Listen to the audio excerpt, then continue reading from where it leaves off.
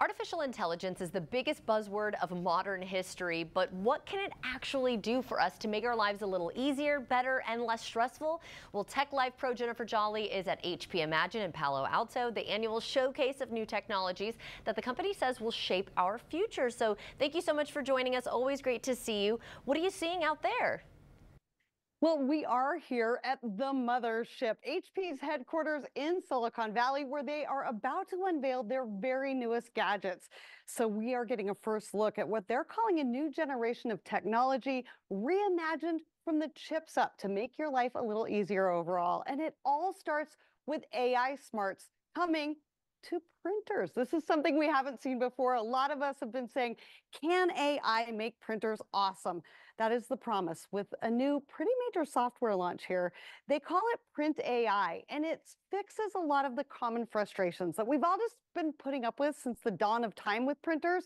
Here's a great example. Let's say you want to print out a recipe from a website. Well, old printing meant that would be like 47 pages, all kinds of ads and blank space. But now AI just works its magic. It recognizes, reorganizes, reformats it all onto one-page perfection. This rolls out today in beta. It's available across, get this, all HP printers. Of course, that includes their newest versions, like the NV6500 series. Now, bragging rights here include the fact that you can print out these gorgeous studio quality photos at home. It's a whole lot easier to create custom greeting cards now because you can print on two sides all at once, not just one side, and it's made from 60% recycled plastic. Starts at just $140. Now, I've reviewed a ton of new PCs. They all have a little bit of AI built in, but what makes HP so special?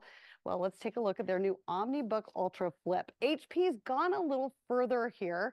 This not only has the physical button that takes you straight into Copilot AI, but it also has this next-gen kind of two-in-one transformer feel. So it's a laptop when you need it, a tablet when you want it, with an AI-enabled camera that makes for crisper, clearer video images, a dedicated AI engine that just speeds everything up, makes it work a lot more like humans work, works a lot faster, it's more efficient, and has up to 20 hours of battery life to boot. And also, a lot of what comes with this new AI is a lot more layers of security. So if you're looking at a fake AI-generated image or video, it will tell you that. That alone, to me, is worth the price of admission.